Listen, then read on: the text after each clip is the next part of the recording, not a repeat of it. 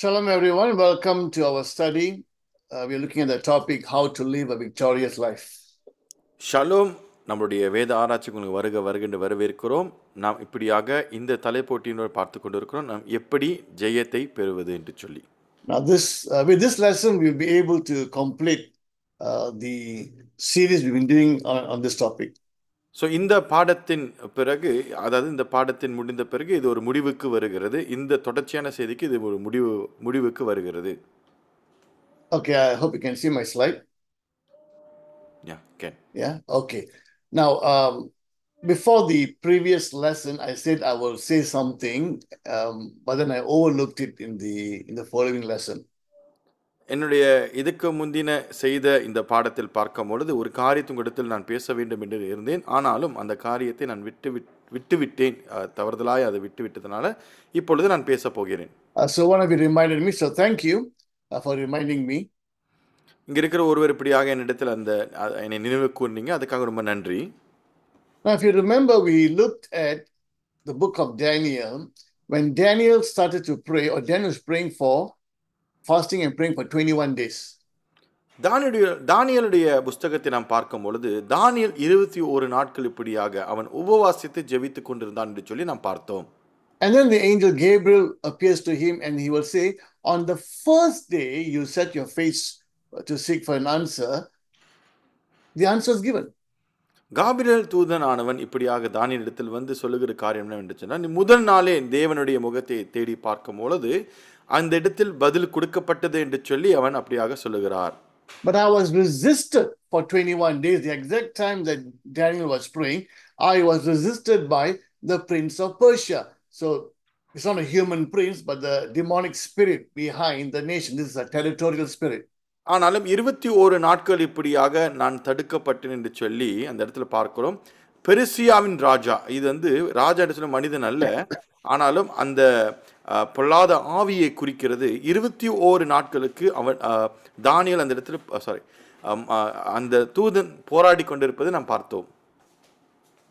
And Michael had to come and help Gabriel. Both of them were able to overcome the prince of Persia, this demonic spirit called the prince of Persia. அந்த இடத்தில் மிகாவேல் தூதன், பிரதான தூதன் வந்து இந்த ரெண்டு தூதர்களும் அந்த பெருசியாவின் ராஜா என்று சொல்லுகிற அந்த பொல்லாத ஆவியை எதிர்த்து நிற்கும் போதுதான் அவர்கள் அந்த பதிலை கொண்டு வர முடிந்தது.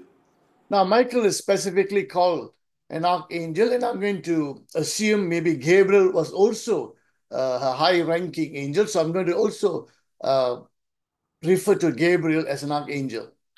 மிகாவேலை பார்க்கும் பொழுது அவன் ஒரு பிரதான தூதனாக இருக்கிறான். ஆதலால் இந்த இடத்தில் நான் கணிக்கிறேன், அப்படியாகவும் காபிரியலும் ஒரு பிரதான தூதனாக தான் இருக்க வேண்டும் என்று சொல்லி அவரை நான் பிரதான தூதன் என்று சொல்லி அழைக்கிறேன்.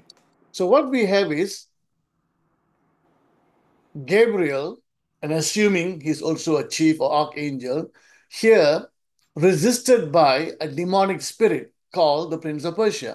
என்ன நடக்கிறது என்று சொன்னால், காபிரியேல் தூதனை இப்படி சொல்லி பெருசியாவின் ராஜாவின் அவன் அப்படியாக இவனை இந்த தூதனை எதிர்த்து நிற்கிறதை நாம் பார்க்கிறோம்.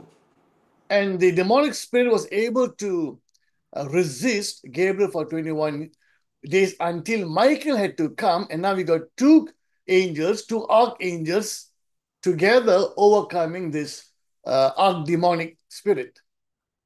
இங்கே பார்க்கும் பொழுது இப்பொழுது பிரதான தூதனாகிய மிகாவேல் வந்து இந்த இந்த பெருசியாவின் ராஜான்னு சொல்கிற பொல்லாதாவி ரெண்டு பேரும் இப்படியாக ஒன்றிணைந்து எதிர்த்து வரார்கள். That tells us this archdemon is quite powerful.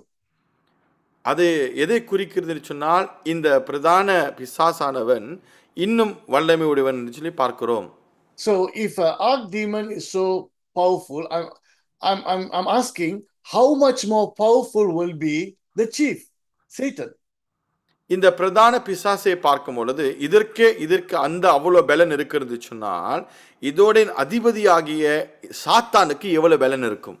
But when we come to Revelation 20 verses 1 to 3, we read an angel, and no much description given about the angel, no mighty angel, whatever. Just an angel comes, he's got a chain in his hand, and he will seize the dragon, Satan, and chain him up.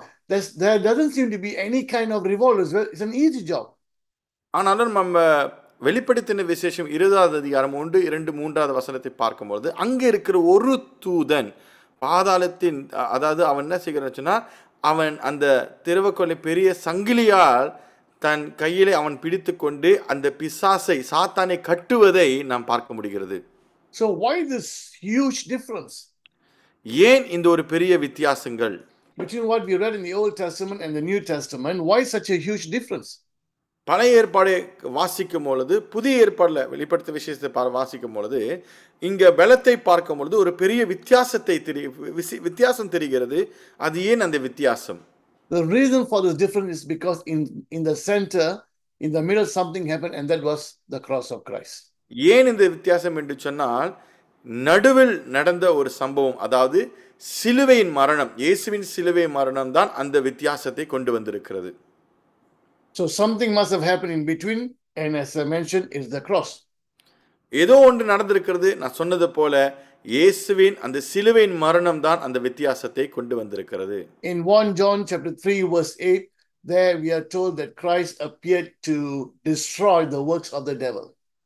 1 யோவான் 3ஆம் அதிகாரம் 8வது வசனத்தை வாசிக்கும் பொழுது பிசாசானே இப்படியாக பிசாசனுடைய கிரிகளை அழிக்கும்படிக்கே தேவனுடைய குமாரன் வெளிப்பட்டார் என்று சொல்லி நாம் வாசிக்கிறோம். So on the cross Satan was defeated and weakened, and if you remember the prophecy in Genesis 3:15, the seed of the woman will crush the serpent, that is Satan's hate. அதனால் நம்ம இப்படியாக சொல்லப்பட்ட தீர்க்கதரிசன வார்த்தையை போல பிசாசானவன் அந்த இடத்துல முறியடிக்கப்பட்டான். ஆதியாகமம் 3ஆம் அதிகாரம் 15வது வசனத்தில் வாசித்தது போல இதுதான் தீர்க்கதரிசனமான குறிக்கப்பட்டிருக்கிறது. அதாவது இந்த ஸ்திரீயின் வித்தானது இந்த பிசாசுடைய தலையை நசுக்குவார் என்று சொல்லி நாம் வாசிக்கிறோம். So the cross is not a symbol of defeat. When we talk about the cross, it's a symbol of victory. சிலுவை என்று சொல்லும் பொழுது அது தோர்த்து போன அடையாளம் அல்ல, ஆனா வெற்றிக்கான அடையாளமாக நாம் பார்க்கிறோம். It's not that we must wear a cross or have a cross in the house. That's not what I'm talking about. But when you think of the cross, the death of Christ, that is not a defeat, that's a victory. அதனால் நாம் சிலுவை அணிந்து கொள்வது அல்லது வீட்டிலே ஒரு சிலுவை வைத்திருக்கிறது குறித்து நான் பேசவில்லை. ஆனாலும் அந்த சிலுவையின் அடையாளம் என்னவென்று சொன்னால் அது தோத்து போகிற ஒரு அடையாளம், தோத்து போன ஒரு அடையாளம் அல்ல, வெற்றிக்கான அடையாளம் என்று தான் மறுபடியும் சொல்லுகிறேன். Because of that, in Christ we have the authority, we have the victory, we can resist the devil, and the Bible promises us that the devil will flee from us. ஆதலால் தேவன் நமக்கு ஜெயத்தை தந்திருக்கிறார், நமக்கு அதிகாரம் உண்டு, நாம் அதை எதிர்த்து நிற்கும் பொழுது அது நம்மை விட்டு ஓடுகிறது. Okay, now so let's continue from where we left off previous lesson. அதனால் போன பாடத்தில் நாம் விட்டுவிட்ட இடத்தில் நாம் அப்படியாக தொடருவோமா? Now if you remember the phrase, the battle belongs to the Lord, and I said, well, that is correct, but there are two kinds of battle that we need to understand. உங்களுக்கு ஞாபகம் இருக்கும் என்று சொன்னால் போன பாடத்தில் நான் சொல்லியிருந்த காரியம் என்னவென்று சொன்னால், யுத்தம், போராட்டம் அல்லது இந்த மாதிரி காரியங்களானது தேவனுடையதாக இருக்கிறது. ஆனாலும் ரெண்டு விதமான யுத்தங்கள் இருக்கிறது. From the examples that we have in the Old Testament, now remember, sometimes we can ask why does God need to record so many battles? பழைய ஏற்பாடை பார்க்கும் பொழுது அநேக அப்படியாக உதாரணமாக எத்தனையோ போர்களை நாம் பார்க்கிறோம், போராட்டங்களை பார்க்கிறோம். நாம் யோசிக்க வேண்டும், ஏன் அதிகமான காரியங்கள் இப்படியாக எழுதப்பட்டிருக்கிறது என்று சொல்லி. We read from 1 Corinthians chapter 10, Romans 15, I believe, that all that was written to teach us. அதாவது ரோமர் 1 கொரிந்தியர் 10வது அதிகாரம் ரோமர் புத்தகத்தை நாம் வாசிக்கிறோம். எழுதப்பட்ட யாவும் நமக்கு கற்றுக்கொள்ளும்படிக்கே என்று சொல்லி, அது போதிக்கும்படிக்கே என்று எழுதப்பட்டதுன்னு சொல்லி நாம் வாசிக்கிறோம். Many of the direct statements we read in the New Testament, you can find the spiritual lessons contained in the events of the Old Testament. அதாவது அநேக புதிய ஏற்பாடுகளை வாக்கியங்களை, அதாவது வசனங்களை பார்க்கும்போது பழைய ஏற்பாடை ஒட்டி தான் அவைகளை பேசப்பட்டிருக்கிறது. We read like Ephesians chapter 6, we as Christians are involved in spiritual warfare. எபேசியர் 6வது அதிகாரத்தில் நாம் வாசிக்கிறோம், கிறிஸ்தவர்களாக இருக்கிற நாம் ஆவிக்குரிய போராட்டத்தில் அப்படியாக இருக்கிறோம் என்று சொல்லி. So we can go to the Old Testament and learn spiritual lessons from the actual battles that took place. அதனால் நாம் பழைய ஏற்பாட்டில் போய் அங்க நடந்த உண்மையான அந்த போர், அந்த யுத்தத்தில் இருந்து ஒரு சில காரியங்களை ஆவிக்குரிய ரீதியில் நாம் கற்றுக்கொள்ள முடியும். Okay, so when you look at the battles that we go through, the two kinds of battles, Both battles belong to the Lord. அந்த போராட்டங்களை பார்க்கும் பொழுது நாம் போகிற அந்த போராட்டங்களை பார்க்கும்போது ரெண்டு விதமான வித்தியாசமான போராட்டம் உண்டு. ஆம், யுத்தம் தேவனுடையது. Now, some battles, I call this frontline battles, where we face our enemy or whatever, our problem, and God fights through us. சில யுத்தங்களை பார்க்கும் பொழுது அது முன்னணி போராட்டம் என்று சொல்லி நான் அப்படியாக அழைக்கப்படுகிறேன். சில போராட்டங்களை பார்க்கும் பொழுது கர்த்தர் நம்மை கொண்டு அந்த போராட்டத்தில் அவர் அப்படியாக போராடுகிறார். In some battles, I call that real line battle, where God tells us not to do anything, He will fight for us.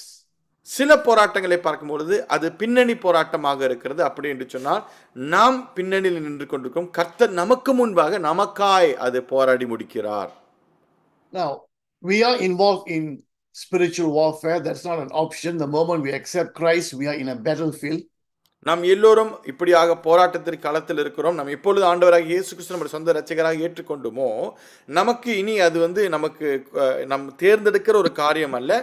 ஆனாலும் நாம் அந்த போராட்டத்திற்கு களத்திற்குள்ளாக வந்து விடுவோம். We have a ready-made enemy with his demon, Satan, and all the other evil spirits. The moment we accept Christ, they are our enemies. அதாவது ஆண்டவராக இயேசு கிறிஸ்து நாம் ஏற்றுக்கொண்ட பிறகு நமக்கு ஏற்கனவே நியமிக்கப்பட்ட எதிரியானவன் அவனுடைய பிசாசுகளோடு நம்மை எதிர்க்க அவன் தயாராக நிற்கிறான். They tried all that they can to stop a person from becoming a Christian, but when the person becomes a Christian, they will try all that they can to pull that person back. அதாவது ஒரு நபர் இப்படியா கிறிஸ்துவனாக மாறுவதற்கு எல்லா விதமான தடைகளையும் அவன் போடுவான். ஆனாலும் அவன் கிறிஸ்துவனாக மாறின பிறகு அவன் அந்த இடத்திலிருந்து எப்படியாவது இழுக்க வேண்டும் என்று சொல்லி சுத்தி திரிந்து கொண்டிருப்பான். So we face struggles from our own sinful nature. That's the first part of our lesson, how to overcome the self and sin. ஆதலால் நம்முடைய வாழ்க்கையில் சில போராட்டங்களை பார்க்கும் பொழுது நம்முடைய சொந்த மாம்சத்தின் இச்சைகளின் போராட்டம் தான் இருக்கும். அது முதல் பாடத்தில் பார்த்தோம். நம் சுய காரியங்களும் பாவங்களையும் நாம் எப்படி மேற்கொள்வது என்று சொல்லி. And we can face struggles and battles from the world. அதே நேரத்தில் வெளி உலகத்திலிருந்து நம்மை எதிர்த்து வருவார்கள். அதுவும் ஒரு போராட்டமாய் நமக்கு மாறிவிடும். And struggles and battles that the devil and the evil wicked spirits that are bringing against us. அதே வேளையில் இப்படியாக நேரடியாக சத்துருவானவன் அவன் பிசாசுகள் இப்படியாக நம்மை தாக்குதலும் செய்கிறார்கள். Now, when we are facing a battle, whatever kind of battle, what are some of the things that we need to do? நாம் ஒரு சில போராட்டங்களை சந்திக்கும் பொழுது எப்படிப்பட்ட போராட்டங்களாக இருந்தாலும் அதை எப்படி நாம் கையாள வேண்டும்? Now, quite a number of things we can speak under this topic. For example, we can go to passages that tells us, be alert. அதாவது இந்த தலைப்பூட்டி பார்க்கும்பொழுது அநேக காரியங்கள் நம்ம இதை பேசலாம். சில வசனங்கள் எடுத்து வாசிக்கும் பொழுது நாம் திடமனதாய் அல்லது நம்ம சரியாக இருக்க வேண்டும், நாம் கவனமாக இருக்க வேண்டும். Passages that tell us, submit to God, resist the devil. சில வசனங்களை வாசிக்கும் பொழுது தேவனுக்கு கீழ்ப்படிந்து அவனை எதிர்த்து நிற்க வேண்டும் என்று சொல்லி வாசிக்கிறோம். As you carry on studying the Bible in your quiet time, you can come up with all those things that we read that tells us what we need to do in a battle. நாம் வேதத்தை தியானிக்க நேரத்தில் இப்படியாக சில வசனங்கள் எடுத்து வாசிக்கும் பொழுது கண்டிப்பாக ஒரு பட்டியல் நாம் எடுத்து வரக்கூடும். என்னவென்று சொன்னால் நாம் எப்படி அவனை எதிர்த்து நிற்க முடியும், எந்த முறையில் அவனை எதிர்த்து நிற்க முடியும் என்று சொல்லி நாம் இப்படியாக ஒரு பட்டியல் கொண்டு வர முடியும். But I'm going to limit myself to a battle that we have read previously, the battle that Jehoshaphat had to face. ஆனாலும் இந்த இடத்தில் இப்படியாக உங்களிடத்தில் யோசேபத் ராஜா அவன் போன அந்த யுத்தத்தை எடுத்துதான் அதை குறித்து மட்டும்தான் உங்களிடத்தில் நான் பேச போகிறேன். Then the prophet will tell them, you don't have to do anything, you just stand still and just watch what God will do. இந்த இடத்துல ஒரு தீர்க்கதரிசி சொல்லுவார், என்ன சொல்லுவார்னு சொன்னால், நீ எதுவும் செய்ய அவசியம் இல்லை, நீ கர்த்தர் யுத்தம் கர்த்தருடையது, நீ அந்த ஜெயத்தை பெற்றுக்கொண்டு சந்தித்து மாற்றம் பார் என்று சொல்லி ஆண்டவர் கொடுப்பார். So I'm just going to limit myself by focusing on that passage and draw out certain principles that we can and must apply when we are facing any kind of battle. ஆதலால் இந்த சம்பவத்திலிருந்து இந்த வேத பகுதியிலிருந்து எடுத்து சில காரியங்களை நாம் கற்றுக்கொள்ள போகிறோம், அல்லது நாம் ஒரு சில போராட்டங்களை சந்திக்கும் பொழுது இதிலிருந்து நாம் என்னத்தை கற்றுக்கொள்ள முடியும், அபியாசப்படுத்த முடியும் என்று சொல்லி நாம் பார்க்க போகிறோம். Let's read 2 Chronicles 20 verse 18. அதெல்லாம் நாம் வாசிக்கப்போமாக 2 நாளாகவும் 20வது அதிகாரம் 18வது வசனத்தை நாம் வாசிக்கப்போம். Jehoshaphat bowed down with his face to the ground, and all the people of Judah and Jerusalem fell down in worship before the Lord. Amen. Stotram.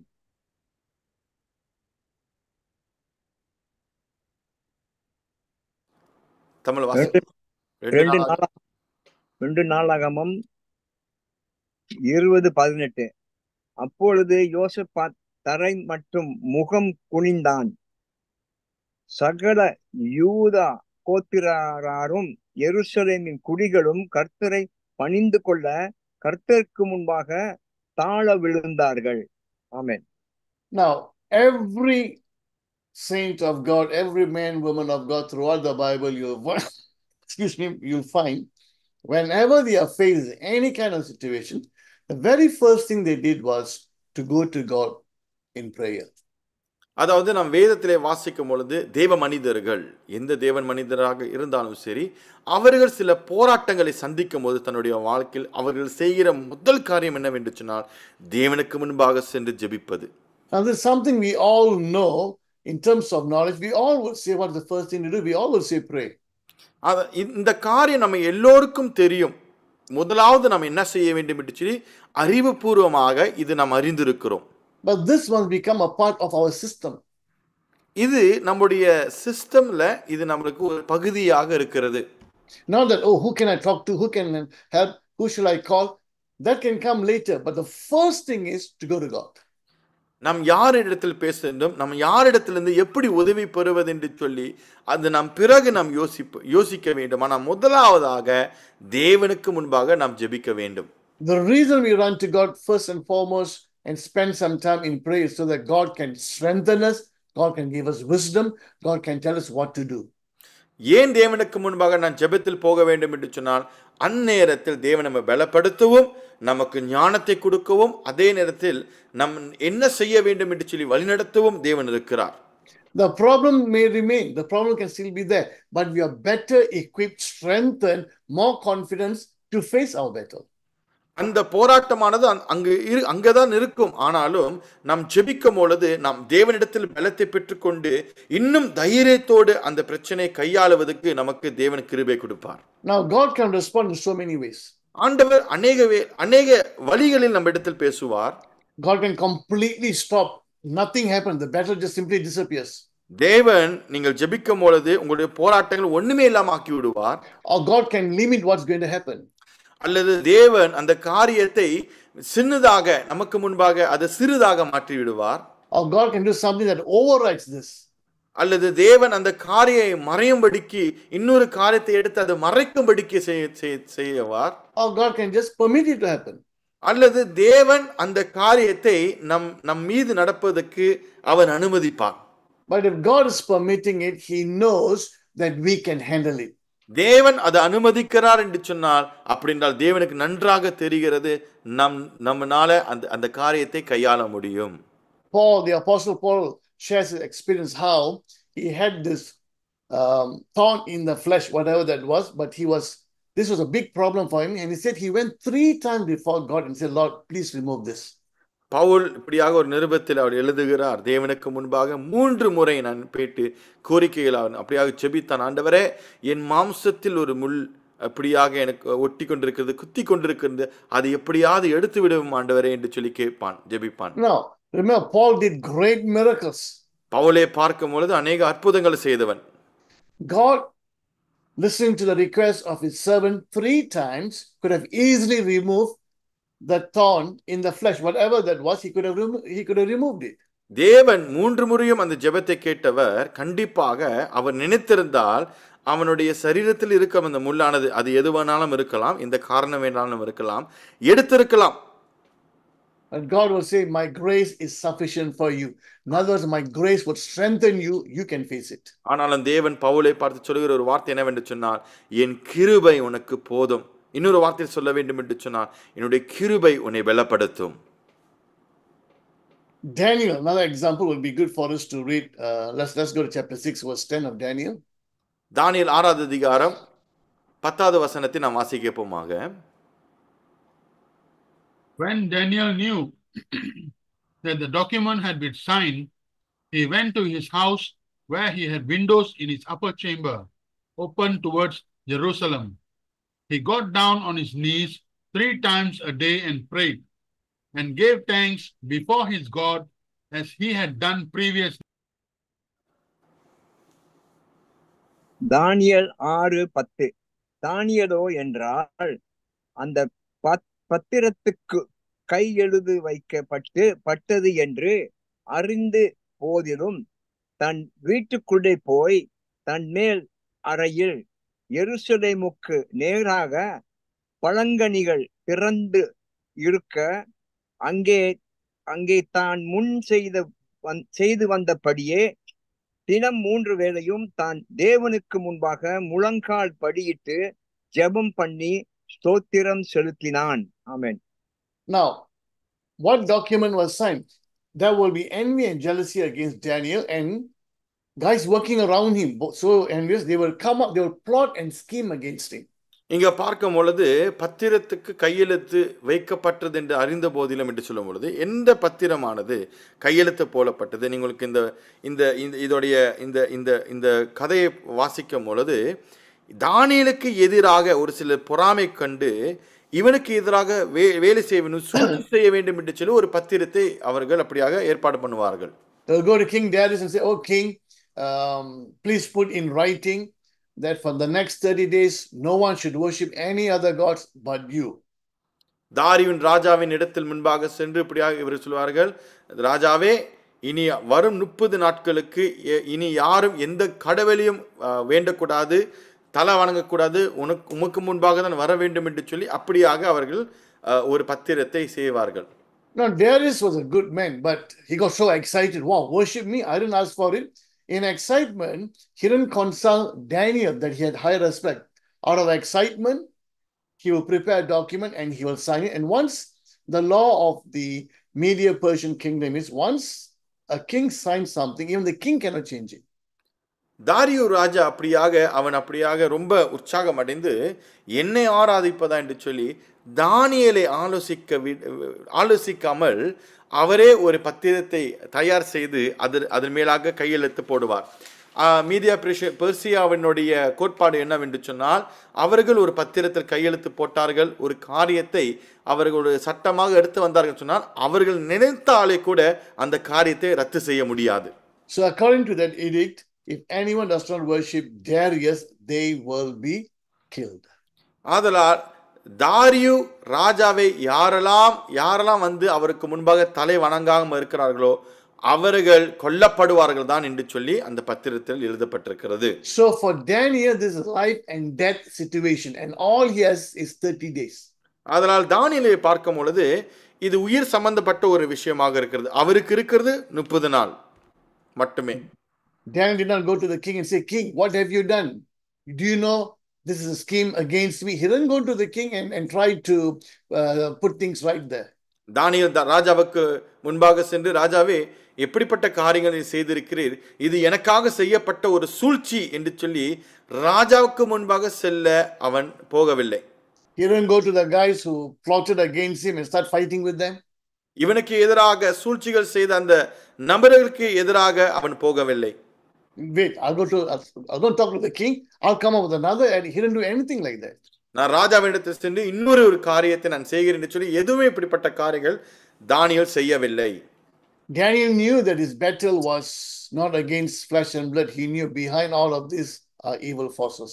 தானியேல் நன்றாக அறிந்திருந்தான், இந்த போராட்டமானது மாம்சத்திற்கும் இரத்தத்துக்கும் மாம்சத்துக்கும் எதிராக அல்ல, ஆனா அது பின்பாக இருக்கிற துரைத்தனங்களுக்கும் அந்த பொல்லாத ஆவிகளுக்கு எதிராக அவன் அப்படியாக கண்களை வைத்தான். We read that Daniel will go and pray just the way he used to pray. There was an extra prayer he was doing. Looks like he wasn't shaken. He was calm. He trusted his God. தானியேல் இந்த வசனத்தில் வாசித்து பார்க்கும் பொழுது புதிதான ஒரு ஜெபத்தை அவன் ஏறெடுக்கவில்லை, அல்லது போராட்டம் வந்து பிரச்சனை வந்த பிறகு அவன் போய் ஜெபிக்கவில்லை. ஆனால் நீங்க வாசிக்கிறோம், எப்போதும் போல அவன் ஜெபிக்க சென்றான். அவனுக்குள்ளாக ஒரு கலக்கம் உண்டாகவில்லை. He'll open the windows and he will look towards Jerusalem. He's heading towards where Jerusalem was. Of course, things so far away, but facing Jerusalem, he began to pray. அவன் தன்மேல் அறையில் எருசலேமுக்கு நேராக அவன் அப்படியாக ஜெபிக்க ஆரம்பித்தான். He prayed 3 times a day, which was he was custom, and later on you find that custom was followed. That 3 times is 9 a.m., 12 p.m. and 3 p.m. வாசித்தது போல தினம் 3 வேளையும் என்று சொல்லி வாசிக்கிறோம். அது என்னவென்று சொன்னால் 9 மணி காலையில், 12 மணி மதியில், 3 மணி மதியில் என்று சொல்லி பார்க்கிறோம். And as you keep reading that account, the way God dealt with it was wonderful. ஆனாலும் இந்த காரியத்தை நீங்கள் தொடர்ந்து வாசிக்கும் பொழுது தேவன் அவர் எப்படி இந்த காரியத்தை அதிசயமாக விடுவித்தார் என்று சொல்லி வாசிக்கும் பொழுது அற்புதமாக இருக்கும். Some will go to God, God, I've tried everything, I've tried everyone, no one can help me. Lord, you my last resort. ஒரு சில தேவனுக்கு முன்பாக சென்று இப்படியாக, ஆண்டவரே நான் எல்லாத்தையும் நான் பயன்படுத்தி விட்டேன், யாருமே எனக்கு உதவ முடியவில்லை, ஆனாலும் நீர்தான் எனக்கு உதவி செய்ய வேண்டும் என்று சொல்லி கடைசியாக தேவனை வைப்பார்கள். That's the problem. Why do you go to God as the final help? இங்கதான் பிரச்சனையை ஆரம்பிக்கிறது. ஏன் தேவனை நாம் கடைசியாக வைக்க வேண்டும்? First and foremost, go to God. முதலாவதாக தேவனுக்கு முன்பாக தாழ விழுந்து அவரிடத்தில் நாம் ஜெபிக்க வேண்டும். Secondly, back to 2 Chronicles 20, let's read verses 19 and 22. The other verses we will not read, but it's for your record. அடுத்ததாக நாம் தொடர்ந்து 2 நாளாகவும் 20வது அதிகாரத்தை நாம் வாசிக்க போகிறோம். 19வது வசனமும் பிறகு அதுக்கு பிறகு 22ஆம் வசனம் மட்டும் நாம் வாசிக்க போகிறோம்.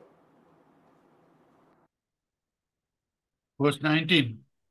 Then some Levites from the Kohathites and Korahites stood up and praised the Lord, the God of Israel, with a very loud voice. Verse 22. As they began to sing and praise, the Lord set ambushes against the men of Ammon and Moab and Mount Seir, who were invading Judah, and they were defeated. Amen.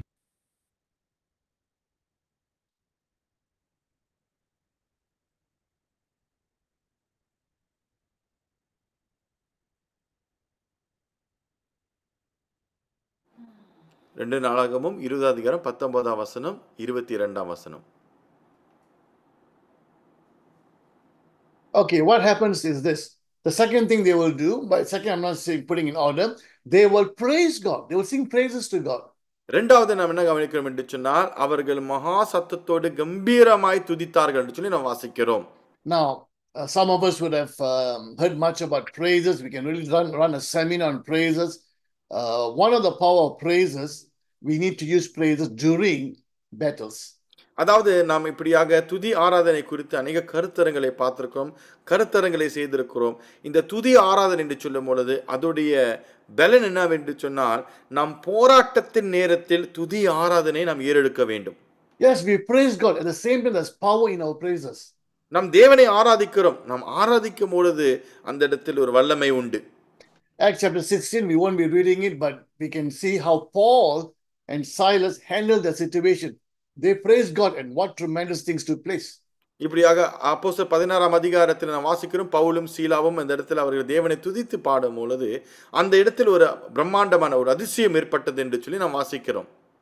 This is how I look at praises, especially when you're praising God in the midst of a struggle or battle.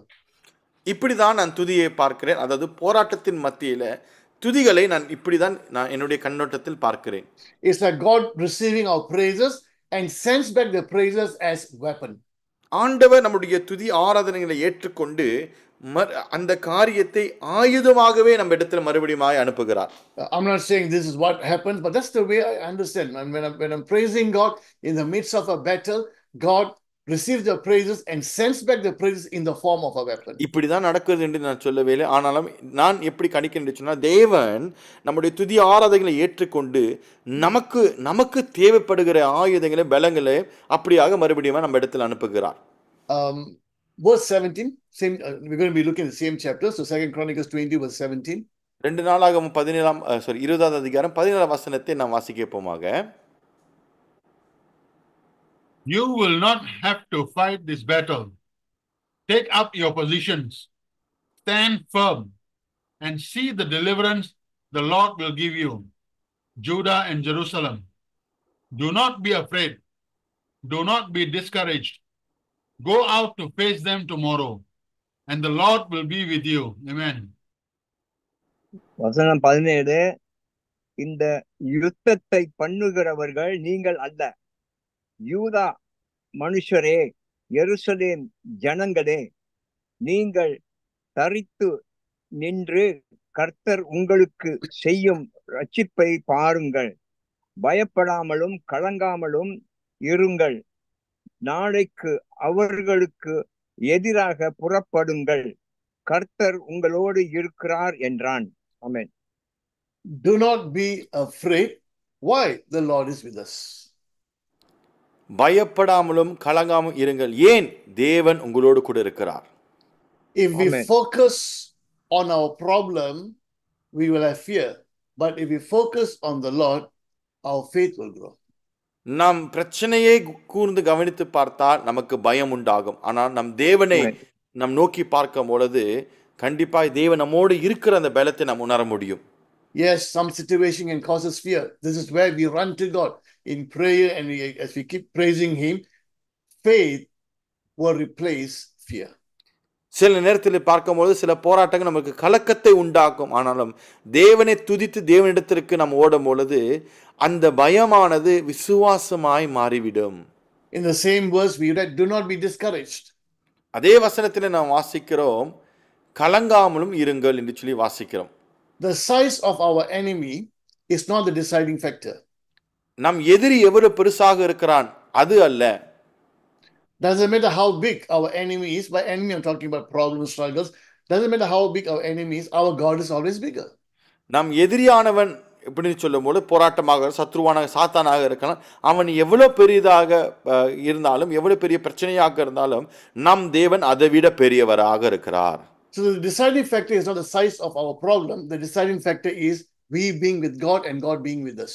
அதாவது நாம் தீர்மானிக்க வேண்டிய இடம் எது என்று சொன்னால் பிரச்சனையில இருப்பது அல்ல, நம் தேவனோடு இருப்பது, தேவன் நம்மோடு இருப்பது. In the same verse, we also told, face your battle. So don't run away from your battle. Stand there and face your battle. ஆதலால் நம் அதே வசனத்தில் வாசிக்கிறோம், நாளைக்கு அவர்களுக்கு எதிராக புறப்படுங்கள் என்று சொல்லி நாம் வாசிக்கிறோம். நம்முடைய யுத்தத்தை அல்லது போராட்டத்தை நாம் சந்திக்க வேண்டும். Okay, in verse 20, we read, have faith in God. 20வது வசனத்தில் நாம் வாசிக்கிறோம், தேவன் மேலாக நாம் அப்படியாக நம் விசுவாசத்தை வைக்க வேண்டும் என்று சொல்லி நாம் வாசிக்கிறோம். கர்த்தரை நம்புங்கள். Because whatever kind of battles we are facing, the battle belongs to the Lord. ஏனென்றால் எப்படிப்பட்ட யுத்தமாக இருந்தாலும் அந்த யுத்தம் தேவனுடையது என்று சொல்லி நாம் அறிந்து கொண்டிருக்கிறோம். In the same verse, the people are told, have faith in God's prophets and God's spokesmen. That for us, the church leaders, pastors and elders and mature Christians, it's good to get advice from them. அதே வசனத்தில் நாம் வாசிக்கிறோம், அவருடைய தீர்க்கதரிசிகளை நம்புங்கள் என்று வாசிக்கிறோம். தீர்க்கதரிசி என்று சொல்லும்போது இந்த காலகட்டத்தில் நம்மளுடைய போதகர்கள், நமக்கு ஊழியம் செய்கிற காரர்கள், அப்படியாக சில பேர்கள் தேவன் நியமிக்கப்பட்டவர்கள், நாம் அவர்களை நம்ப வேண்டும். So the leaders in our church, the mature ones who can actually advise you, who are living their life right, go to such people and get advice from them. நம்முடைய தலைமைத்துவத்தில் இருக்கிற நபர்களை பார்க்கும் பொழுது அவர்கள் முதிர்ச்சி அடைந்தவர்களாக இருந்தால் நீங்கள் அவர்களுடைய இடத்தில் சென்று அப்படியாக ஆலோசனை பெற்றுக்கொள்ளலாம். After Solomon, King Solomon, his son Rehoboam will take over as the king of Israel. Solomon ராஜாவுக்கு பிறகு ரெஹோபோகம் என்று சொல்லி அவன் அந்த ராஜாவாக அந்த இடத்துக்கு வருவான். So many from the northern side of the kingdom will come and tell Rehoboam, your father really put a lot of hard work on us. Solomon did a lot of buildings. He put a lot of hard work on us. Please, release us from that. அநேகர் சோலமன் ராஜாவுடைய மகன் எடுத்து ரெஹோபோம் எடுத்து சொல்லுவார்கள், உம்முடைய தகப்பன் எங்கள் மேல் இப்படியாக அநேக பாரங்களை வைத்திருக்கிறார், அந்த பாரங்களை கொஞ்சமாவது எங்களுக்கு இறக்கி வையும் என்று கேட்பார்கள். And the wise men who are with the father, these are the mature men with experience, they will tell Rehoboam, listen, if you listen to the people now and you remove the burden your father has put, they'll always be very thankful and they'll remain loyal to you. அங்க இருக்கிறவர்கள் ரெகோபோவாம் பார்த்து சொல்லுவார்கள், அங்க இருக்கிற அவங்க அப்பா கூட இருந்த ஞானிகள் எப்படியாக சொல்லுவார்கள், அவர்களுடைய காரியங்களை கேட்டு செவி கொடுத்து, நீ இப்பொழுது உன்னுடைய தகப்பன் வைத்த அந்த பாரங்கள் இறக்கி வைப்பேன் என்று சொன்னால் அவர்கள் எப்பொழுதும் உனக்காக விசுவாசமாக இருப்பார்கள் என்று சொல்லி அப்படிப்பட்ட ஒரு நல்ல ஆலோசனை கொடுப்பார்கள். Rehoboam then will ask his friends for advice. These young guys who had no experience, he'll ask them for help, for advice. பிறகு ரெகோபோவாம் என்ன செய்வார்னு சொன்னால், தன்னுடைய நண்பர்கள் இடத்தில், அதாவது இவர்கள் ஞானிகள் அல்ல, தன்னுடைய நண்பர்கள் இடத்தில் கேட்பான், இதுக்கு நான் என்ன செய்வது என்று சொல்லி. They will say, something like, you are the king, you give them a hard answer, a harsh answer, let these fellows be afraid. Let them learn that you are the king. Put some fear into them. அவர்கள் என்ன சொல்லுவார் என்று சொன்னால், நீதான் ராஜா, ஆதலால் நீ எப்படிப்பட்ட காரியத்தை கொடுக்கிறியோ கொடு, அவர்கள் உண்மையில் பயம் உண்டாகுவதாக என்று சொல்லி இப்படிப்பட்ட ஒரு தவறான ஆலோசனை கொடுப்பார்கள். So the people came to Rehoboam, instead of giving the advice that the elder ones who had more experience gave, he will listen to the young friends and give a harsh answer. அதெல்லாம் ரெகோபோவாம் என்ன செய்வார்னு சொன்னால், அந்த ஞானிகளுடைய ஆலோசனை கேட்டு செயல்படுறதுக்கு பதிலாக தன்னுடைய நண்பர்களுடைய காரியங்களை, அதாவது அவர்களுடைய ஆலோசனையை கேட்டு அதன்படியாக செய்ய ஆரம்பிப்பான். And so with that, he will give them a harsh answer when they came. They will get very angry and they will say, we got nothing to do with you. And what will happen? The kingdom will break into two. ஆதலால் எல்லோருக்கும் அப்படியாக ஒரு கோபம் உண்டாகி அவன் அப்படியாக பதில் சொன்ன பிறகு அந்த இடத்துல இந்த ராஜ்யமானது இரண்டாக பிரிந்து விடும். Only Judah and Benjamin, 2 tribes, will remain with Rehoboam. 10 tribes, huge portion, will move away from him. Look at him. Because he listened to bad advice, he lost a big portion of his kingdom. யூதா கோத்திரமும் Benjamin கோத்திரம் மட்டும்தான் இந்த ராஜாவோடு இருப்பார்கள். மிஞ்சி இருந்த 10 கோத்திரங்களும் விட்டு பிரிந்து சென்று விடுவார்கள். யோசித்து பாருங்கள், இவன் கேட்ட அந்த தவறான ஆலோசனை படியாக நடந்ததுனால ஒரு பெரிய பகுதியே அந்த நாட்டை விட்டு பிரிந்து போனது. So do seek for advice, but whose advice are you seeking? Seek godly men and women's advice. அதனால் ஆலோசனைக்கு நீங்கள் நாடி போகலாம், ஆனாலும் யாரிடத்தில் ஆலோசனைக்கு போகிறீர்கள், எப்படிப்பட்டவர்கள், முதிர்ச்சி அடைந்தவர்களா, தேவனுடைய இருக்கிறவர்களா என்று சொல்லி நீங்கள் அதை பார்த்துதான் போக வேண்டும். Okay, now this one last part I want to do. In Ephesians chapter 6, we read about the armor of God. Now, what is the armor of God? எபிசியர் 6ஆம் அதிகாரத்தை வாசிக்கும் பொழுது சர்வாயுதம் என்று சொல்லி அதை வாசிக்கிறோம். சர்வாயுதம் என்று சொன்னால் அது என்ன அர்த்தம்? Let's read a few verses before we focus on the armor of God. சர்வாயுதத்தை குறித்து நாம் அப்படியாக கூர்ந்து கவனிக்கிறதுக்கு முன்பாக சில வசனங்களை நாம் வாசிக்கப்போமாக. Okay, now we won't be reading all of these verses because of time, but in 2 Corinthians chapter 10 verse 4, when we read them, because our warfare is spiritual, we cannot use natural physical weapons. Our weapon has also has to be spiritual. நாம் இப்படியாக 2 கொரிந்தியர் 10 அதிகாரம் 4வது வசனத்தை நாம் வாசிக்க கேட்கிறோம். I know we don't have to read. Okay. We read that our warfare is spiritual, therefore the weapons that we use are also spiritual.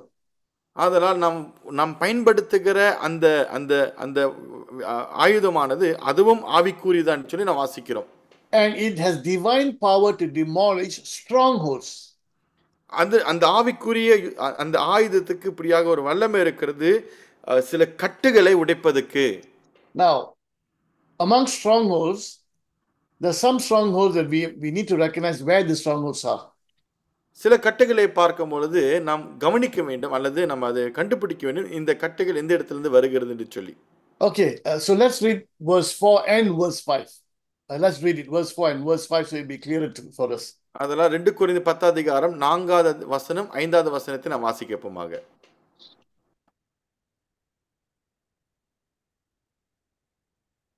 Verse 4.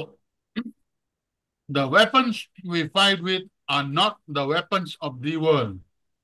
On the contrary, they have divine power to demolish strongholds. Verse 5. We demolish arguments and every pretension that sets itself up against the knowledge of God. And we take captive every thought to make it obedient to Christ. Yeah. Tamam? 2 Corinthians 10, 4 and 5. Well, yes, correct. 2 Corinthians verse 10, 4 and 5. Chapter 10, 4 and 5. Huh? Yes, correct. எங்களுடைய போர் ஆயுதங்கள் மாம்சத்துக்கு ஏற்றவைகளாய் இல்லாமல் அறங்களை நிர்மூலம் ஆக்குகிறதற்கு தேவ பலம் உள்ளவைகளாய் இருக்கிறது. அவைகள் நாங்கள் தர்க்ககைகளையும் தேவனால் அறிகிற அறிவுக்கு விரோதமாய் எழும்புகிற எல்லா மேற்றுமையையும் நிர்மூலம் ஆக்கி எந்த எண்ணத்தையும் கிறிஸ்துவுக்கு கீழ்ப்படிய சிறைப்படுத்துகிறவைகளாய் இருக்கிறோம். ஆமென். Some of the strongholds are here right in our mind. சில கட்டுகளை பார்க்கும்போது நம்ம சிந்தையில இருக்கிறது. We have to bring those captives to the feet of Jesus. We have to demolish those strongholds here. அதாவது இந்த சிந்தைகளை நாம் கிறிஸ்துவுக்கு கீழ்ப்படிய நாம் செய்ய வேண்டும். Fear is a stronghold. நம் சிந்தையில இருக்கிற பயமானது அதுவும் ஒரு கட்டுதான். Doubt is a stronghold. சந்தேகம் சொல்லுகிற அந்த காரியமும் அது ஒரு கட்டுதான். That's why we are told, Romans chapter 12 verse 2, to renew our mind. We need to start thinking the way the Bible tells us who we are in Christ. அதனால் ரோமர் 2ஆம் அதிகாரம் chapter 12:2. ரோமர் 12ஆம் அதிகாரம் 2ஆம் வசனம் சொல்லுகிறது போல நம்முடைய சிந்தையை நாம் புதுப்பிக்கப்பட வேண்டும். So some of the strongholds are not always out there, demons. Some of the strongholds, or many of the strongholds are already in the mind. We need to deal with this. அதனால் சில கட்டுகளை பார்க்கும்பொழுது பிசாசானவன் உண்டாக்குகிற அல்லது அவன் நமக்காக நேரடியாக எதிர்த்து வருகிற கட்டுகள் அல்ல, நம் சிந்தையில் சில கட்டுகள் இருக்கிறது. அதை நாம் முதலாவது தேவனுக்கு முன்பாக கீழ்ப்படுத்த பண்ண வேண்டும். Ephesians 6:10, we are to be strong in the Lord. So our strength and stability is in the Lord and His mighty power. எபேசியர் 6ஆம் அதிகாரம் 10வது வசனத்தை நாம் வாசிக்கும் பொழுது நம் தேவனுக்குள்ளாக பலனாக இருக்க வேண்டும். நம் அவரோடு கூட நாம் பலனாக இருக்க வேண்டும். Ephesians 6:11, we need to know that the devil will scheme against us, and through the scriptures, we can also learn what are the schemes of the enemy. எபேசியர் 6ஆம் அதிகாரம் 11வது வசனத்தை வாசிக்கும்போது பிசாசின் தந்திரங்களோடு, அதாவது அவன தந்திரங்களை நாம் அறிய வேண்டும் என்று சொல்லி நாம் வாசிக்கிறோம். அதாவது தேவனுடைய வசனத்தின் மூலமாக அவனுடைய தந்திரங்கள் என்ன என்று சொல்லி நாம் பார்த்திருக்கிறோம்.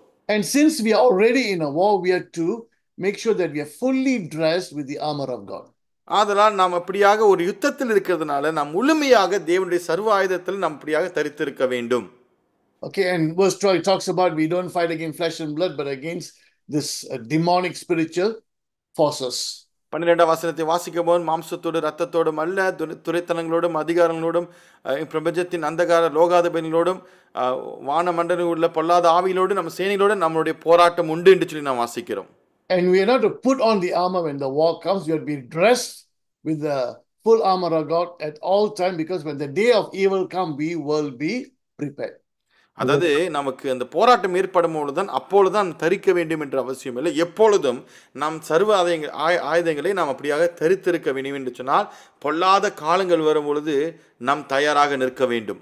Now let's read Ephesians chapter 6:14-17 and see how the Holy Spirit through the Apostle Paul describes the armor of God. இப்பொழுது எபேசியர் 6ஆம் அதிகாரம் 14வது வசனத்து 17ஆம் வசனம் வரை நாம் வாசிக்க போகிறோம். இந்த இடத்தில் பவுல் எபேசியரிடத்தில் இந்த சர்வாயுதத்தை குறித்து எப்படி விளக்கி இருக்கிறார் என்று சொல்லி நாம் பார்ப்போம். Ephesians chapter 6 verse 14. Stand firm then, with the belt of truth buckled around your waist, with the breastplate of righteousness in place. Verse 15. And with your feet fitted with the readiness that comes from the gospel of peace. Verse 16. In addition to all this, take up the shield of faith, with which you can extinguish all the flaming arrows of the evil one. Verse 17. Take the helmet of salvation and the sword of the Spirit, which is the word of God. Amen.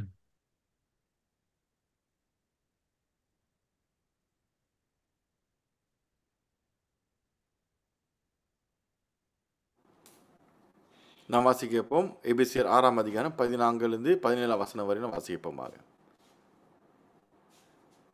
சத்தியம் எனும் கச்சையை உங்கள் அறை கட்டினவர்களாயும் நீதி எனும் மார்க்கவசத்தை தரித்தவர்களாயும் சமாதானத்தின் சுவிசேஷத்திற்கு உரிய ஆயத்தம் எனும் பாத ரட்சையை கால்களிலே தொடுத்தவர்களாயும் பொல்லாங்கள் எரியும் அக்கினி அஸ்திரங்களை எல்லாம் அவித்து போட தக்கதா எல்லா வெற்றிக்கும் மேலாக விசுவாசம் என்றும் கேடகத்தை பிடித்து கொண்டவர்களாயும் நில்லுங்கள். இரட்சண்யம் எனும் தலை சிராவையும் தேவ வசனம் ஆகிய ஆவியின் பட்டயத்தையும் எடுத்துக் கொள்ளுங்கள். ஆமென். Now, just as Jesus used natural, actual things that takes place, like, about a family or farming, and he gives spiritual lessons or truth through natural stories. ஆண்டவராக இயேசு கிறிஸ்து எப்படி அவருடைய ஓமைகளில் இப்படியாக நிஜ கதைகளை அல்லது அவர் கதைகளை சில குடும்பத்திற்கும் ஒரு நபருக்கும் அல்லது ஒரு விவசாயத்துக்கும் அப்படியே ஒப்பிட்டு அவர் பேசி அந்த இடத்தில் ஆவிக்குரிய காரியங்களை வெளிப்படுத்தினாரோ, in like manner, when any Christian reading this passage at that time, their mind will go to the Roman soldier. அதே போல யாரெல்லாம் இந்த வசனத்தை வாசிக்கிறார்களோ கிறிஸ்தவர்களுக்கு அவர்களுடைய அந்த சிந்தையானது ரோமர் இராணுவனுடைய அவர்கள் எப்படியாக இருந்திருப்பார்கள் என்று சொல்லி தான் போயிருக்கும். In other words, how a Roman soldier is dressed and prepared for battle, we Christians need to do the same thing, but ours will be spiritual. அதாவது ரோமர் இராணுவரை பார்க்கும்போது அவர்கள் எப்படி ஒரு போருக்கு தன்னை அவர்கள் சர்வாயுதத்தோட அவர்களை உடுத்திக் கொள்கிறார்களோ, கிறிஸ்துவலாகிய நாமும் ஆவிக்குரிய அப்படியாக தான் இருக்க வேண்டும் என்று சொல்லி நாம் பார்க்கிறோம். Now we can say we must be clothed with the armor of God, but what is the armor of God? நாம் சொல்லலாம் நாம் எல்லோரும் தேவனுடைய சர்வாயுதத்தை நாம் அணிந்து கொள்ள வேண்டும் என்று சொல்லி. நாம் கேட்க வேண்டிய கேள்வி என்னவென்றால், சர்வாயுதத்தை அணிந்து கொள்ள வேண்டும் என்று சொன்னால் அது என்ன?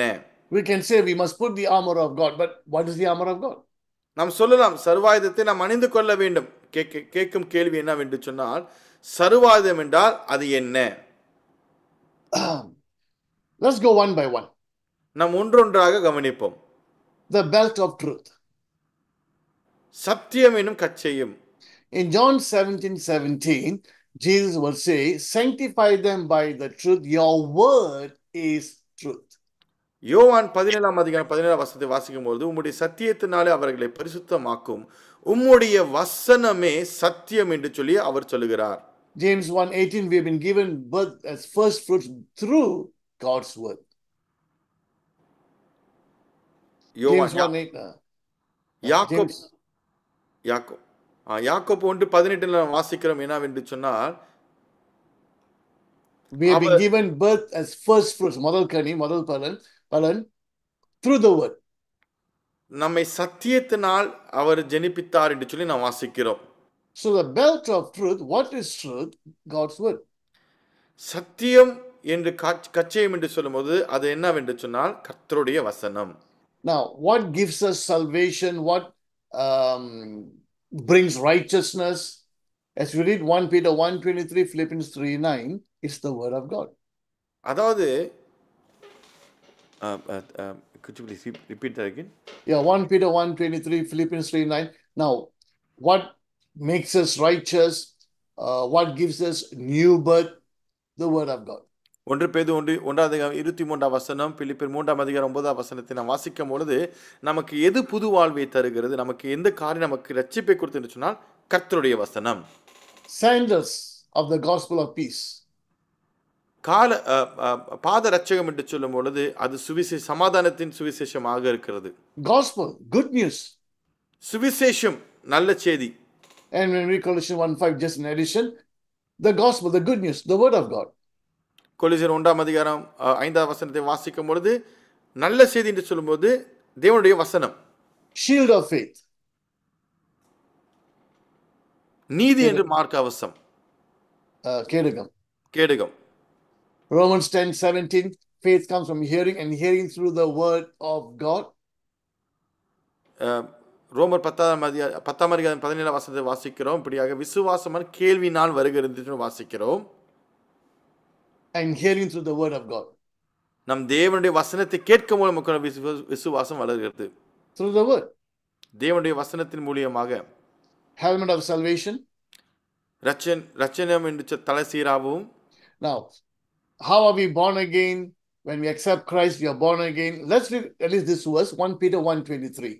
நம்ம இந்த வசனத்தை வாசிக்கப்போமாக 1 பேதுரு 1ஆம் அதிகாரம் 23ஆம் வசனத்தை நாம் வாசிக்கப்போமாக. நம்ம எப்படி ரட்சிக்கப்பட்டோம் என்று சொல்லி நாம் வாசிக்கப்போமாக.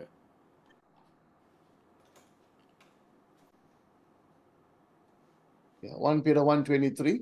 அறிவுள்ள வித்தினாலே அல்ல, என்றென்றைக்கும் ஜீவன் உள்ளமான தேவன் வசனம். For Okay, you that's have, it in English, yeah.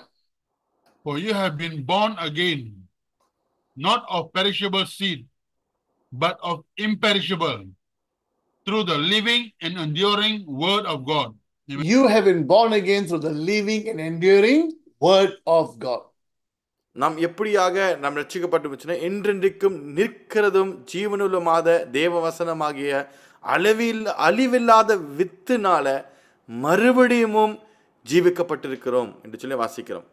And in Ephesians 6:17 we read earlier, and the sword of the Spirit, which is the word of God. 17 வசனத்தை வாசிக்கும் தேவ வசனமாகிய ஆவின் பட்டயத்தையும் எடுத்துக்கொள்ளுங்கள் என்று சொல்லி நாம் வாசிக்கிறோம். தேவனுடைய வசனம். The armor of God is the word of God. சர்வாயுதம் என்று சொல்லும் பொழுது அது என்னவென்று சொன்னால் தேவ வசனம். This is not something that we wear when we face a battle. This is something that we wear every day. இது நம் போராட்டத்தை சந்திக்கும் பொழுது பயன்படுத்துகிற அல்லது அணிகிற ஒரு காரியம் அல்ல. நாம் ஒவ்வொரு நாளும் கிறிஸ்துவனாக இருக்க நாம் இந்த காரியத்தை அணிய வேண்டும். Here Paul is talking about a battle, so he describes the word of God as an armor. So இங்கே பவுல் பேசும் பொழுது இந்த இடத்துல அந்த போராட்டத்தை தேவனுடைய சர்வாயுதத்தை என்று சொல்லி அவர் பேசுகிறார். In 2 Timothy chapter 3 verses 16 and 17, there where Paul talks about servanthood, he says all scripture is God breathed, so that the man of God may be thoroughly equipped. நாம் 2 தீமோத்தேயு 3ஆம் அதிகாரம் 16ஆம் வசனத்தை வாசிக்கிறோம். வேத வாக்கியங்கள் எல்லாம் தேவனால் அருளப்பட்டிருக்கிறது. தேவனுடைய மனுஷன் அப்படியாக எல்லாம் அவைகள் எல்லாமே தேவனால் கொடுக்கப்பட்டிருக்கிறது சொல்லி வசனத்தை நாம் பார்க்கிறோம். To be able to serve God, we need to be thoroughly equipped with the word. நாம் தேவனுடைய ஊழியக்காரர்களாக மாற வேண்டும் என்று சொன்னால் நாம் உபதேசத்துக்கு சரியான முறையில் பயிற்சிக்கப்பட வேண்டும். It is the word that prepares us for service. It is the word that prepares us for warfare. தேவன் வசனம்தான் அவருடைய பணிவுக்கு அல்லது பணிந்து அவர் ஊழியம் செய்வதற்கு நம்மளை சரியாக்குகிறது, போராட்டத்துக்கு சரியாக்குகிறது. It is the Bible that teaches us who our enemy is, what are his schemes, what are his weapons, what are our weapons, how are we going to fight him, what prepares us to fight an enemy that we cannot see. It's the word of God. வேதம் வசனம் தான் நம்முடைய எதிரியானவன் யார், அவனுடைய யுத்திகள் எப்படி இருக்கிறது, அவனுடைய போராட்டமானது எப்படி இருக்கும், நாம் எப்படி போராட வேண்டும் என்று சொல்லி தேவ வசனம் தான் நமக்கு கற்பித்து கொடுக்கிறது. So Paul taking the armor that Roman soldier wears and he explains it in detail. All of it is about the word of God. அதனால் பவுல் ரோமர்களுடைய சர்வாயுதத்தை எடுத்து இப்படியாக அதை பயன்படுத்தி இது தேவனுடைய சர்வாயுதமாக இருக்குன்னு சொல்லி தேவ வசனத்தை குறிக்கிறார். So the armor of God is the word of God. அதனால் தேவனுடைய சர்வாயுதம் என்று சொல்லும் பொழுது அதுதான் தேவ வசனமாக இருக்கிறது. Now I want you to see how I understand this passage. இந்த பகுதியை நான் எப்படி புரிந்து கொள்கிறேன் என்று சொல்லி நீங்க நல்லா கவனிங்க. Part by part points to the word of God. பங்கு பங்காக பார்க்கும் பொழுது தேவ வசனத்துக்கு குறிக்கிறது. In Ephesians 6:13-17, Paul starts by saying, therefore put on the full armor of God. எபேசியர் 4ஆம் அதிகாரம் 13ஆம் வசனத்திலிருந்து நாம் வாசிக்கும் பொழுது, ஆகையால் தீங்கு நாளிலே அவைகளை நீங்கள் எதிர்க்கும் பொழுது சகலத்தையும் நிற்கவும் தேவனுடைய சர்வாயுதத்தை தரித்து எடுத்துக்கொள்ளுங்கள் என்று சொல்லி நம்ம வாசிக்கிறோம். And he goes in detail to explain the armor of God. தேவனுடைய சர்வாயுதம் என்று சொல்லும் பொழுது பிறகு அவர் தெளிவாக ஒன்றாக விளக்குகிறார். So if we were to put brackets, இப்போ இந்த காரியத்துக்கு நாம் பிராக்கெட் போட வேண்டும் என்று சொன்னால், after saying put on the full armor of God, he gives that in detail and he tells us what the armor of God is. தேவனுடைய சர்வாயுத வர்க்கத்தையும் எடுத்துக்கொள்ளுங்க என்று சொல்லி பிராக்கெட் போட்டு பிறகு கடைசியாக அது என்னவென்று சொல்லுகிறார். Of course, those days they don't write with brackets or comma or full stop. They didn't use all of that. That was later, invented later. அந்நாட்களில் பார்த்தீங்கன்னு சொன்னால் பிராக்கெட் காம இதெல்லாம் இருக்காது, எழுத்து இந்த மாதிரி காரியங்களாக இருக்காது. அதெல்லாம் அது சரி நேராக தான் எழுதியிருப்பார்கள். But if we were to put brackets, this is how I see it. Therefore, put on the full armor of God, which is the word of God. நான் இந்த காரியத்தை பிராக்கெட் வைக்க வேண்டும் என்று சொன்னால் இப்படி தான் வைப்பேன். தேவனுடைய சர்வாயுத வர்க்கத்தையும் எடுத்துக்கொள்ளுங்கள் பிராக்கெட் போட்டு கடைசியாக முடிக்கும் பொழுது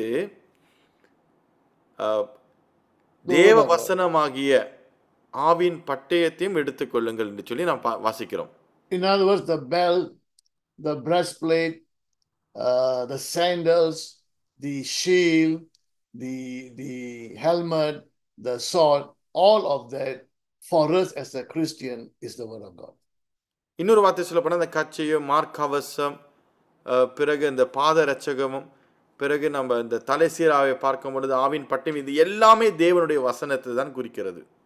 So all of it, not just the sword of the Spirit, all of this is the word of God. Aavin பட்டயம் மட்டும் அல்லாமல் இது எல்லாமே தேவனுடைய வசனத்தை தான் குறிக்கிறது. And I think the way I look at it, for me it's correct, because even when we take it part by part, we can take scriptures that all of this points to the word of God.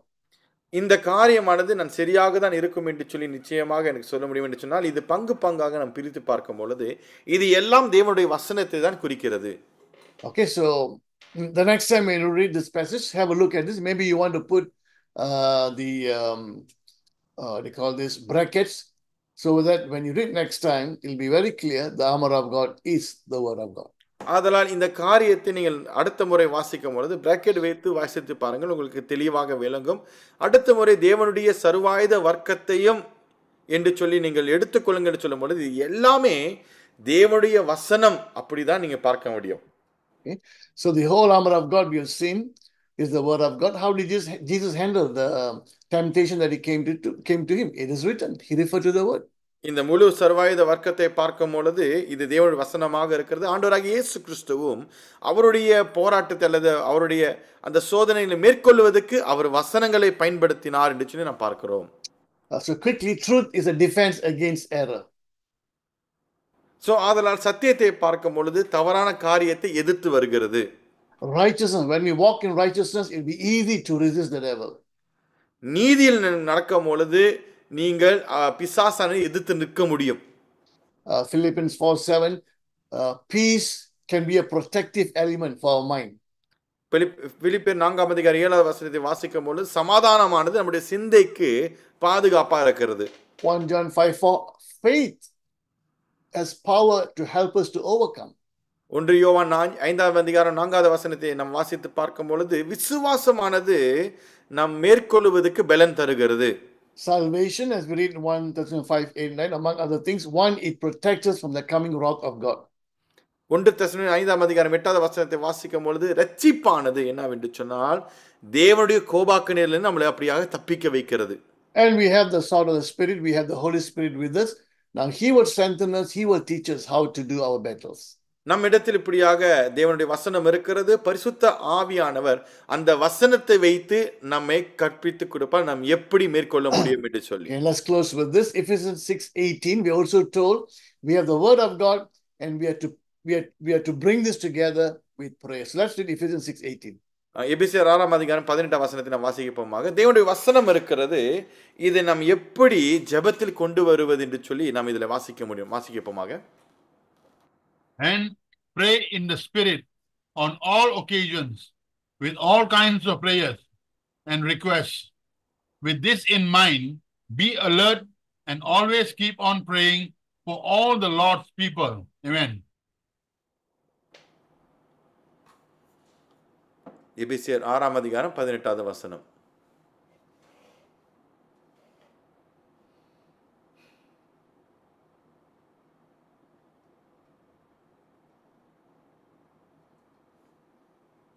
Anyway, this verse, as we just read in English, says pray in the Spirit. நாம் வாசிக்கிறபடியாக நாம் ஆவியிலே ஜெபிக்க வேண்டும். Pray on all occasions. எல்லா நேரத்திலும் ஜெபிக்க வேண்டும். Pray with all kinds of prayers. எல்லா விதமான ஜெபங்களும் நாம் ஜெபிக்க வேண்டும். Pray always. Pray for the saints. நாம் எப்போதும் ஜெபிக்க வேண்டும். பரிசுத்தவான்களோடு நாம் ஜெபிக்க வேண்டும். So if I want to summarize, we can say this: pray, pray, pray. So இதை நான் முடிக்க வேண்டும் என்று சொன்னால் நான் சொல்ல வேண்டியது என்னவென்று சொன்னால் ஜெபம் பண்ணுங்கள், ஜெபம் பண்ணுங்கள், ஜெபம் பண்ணுங்கள். So the word of God and prayer, the Holy Spirit will help us in both. தேவ வசனம், ஜெபமானது பரிசுத்த ஆவியானவர் நம்மை வழிநடத்துவராக இருக்கிறார். So as we conclude, a victorious Christian life and one who the devil cannot defeat is the one who walks in truth, in righteousness, in peace, in faith, in salvation, in the Spirit, which basically is in the word and in prayer. அதாவது ஒரு கிறிஸ்தவனாக இருக்கிற நாம் சத்ருவான நம்மளை எப்பொழுது அவனை அடிக்க முடியாது, எப்படிப்பட்டவனை தோற்கடிக்க முடியாது என்று சொன்னால் இந்த கிறிஸ்துவின் சத்தியத்திலும் நீதியிலும் சமாதானத்திலும் விசுவாசத்திலும் ரட்சிப்பிலும் பரிசுத்த ஆவியான வழிநடத்தத்திலும் அதே நேரத்தில் ஜெபத்திலும் தரித்திருக்கிறவனை எப்பொழுதுமே வீழ்த்தடிக்க முடியாது. I hope what we have learned, we will not just take it as mere information, but lessons that we can apply and must apply, that all of us can live the way God wants us to live, that in Christ we will always walk in victory. அதெல்லாம் நாம் கற்றுக்கொண்ட இந்த பாடத்தின் பகுதியில் பார்க்கும் பொழுது தேவன் படியாக பரிசுத்தாவை நம்ம எப்படி வழிநடத்த வேண்டுமோ அவருடைய சித்தத்தின் வாயிலாகவும் அதே நேரத்தில் நாம் எப்படி வாழ்க்கையை வாழ வேண்டும் அந்த வாழ்க்கையை நாம் வாழும் பொழுது நாம் எல்லோரும் ஜெயமுள்ள வாழ்க்கையை நாம் வாழுவோம். Right. God bless you. I hope this lesson has been help to you. கர்த்தர் உங்களை ஆசீர்வதிப்பதாக இந்த பாடமானது உங்களுக்கு மிகுந்த உதவியாகவும் இருக்கும் என்று சொல்லி நான் விசுவாசிக்கிறேன். Right. God bless you. கர்த்தர் உங்களை ஆசீர்வதிப்பார்.